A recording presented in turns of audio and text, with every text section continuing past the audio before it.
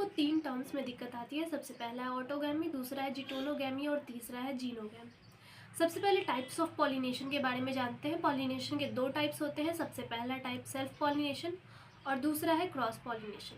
Self pollination के further 2 types होते हैं। सबसे पहला ऑटोगैमी और दूसरा है जिटोनोगैमी। वेरएज क्रॉस पॉलिनेशन का एक टाइप होता है जीनोगैमी।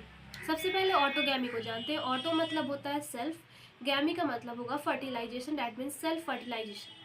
एक प्लांट के अंदर एक फ्लावर को लेते हैं, उसमें अगर पॉलन का ट्रांसफ़र हो रहा है to the stigma of the same flower, तो उस केस में हम लोग कहेंगे यहाँ पे हो रहा है ऑटोगैमी।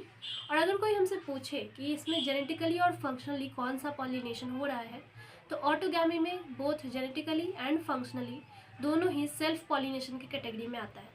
अब समझते हैं जिटोनोगैमी के बारे में। अगर एक सेम प्लांट का 2 अलग अलग फ्लावर, सेम प्लांट के 2 फ्लावर, एक का पॉलन ग्रेन दूसरे के फ्लावर के स्टिग्मा पे बैठ रहा है, तो उस केस में ये हो जाता है ये जिटोनोगैमी।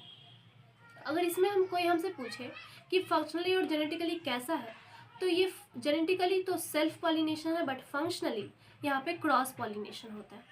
अब जीनोगैमी की बात करते हैं। जीनोगैमी 2 अलग अलग प्लांट्स में होते हैं। एक का प्लांट का पॉलन दूसरे के प्लांट के स्टिग्मा पे बैठता है, दैट इज कॉल्ड जीनोगैमी। और ये जेनेटिकली और फंक्शनली दोनों ही क्रॉस पॉलिनेशन के टाइप्स में आते हैं।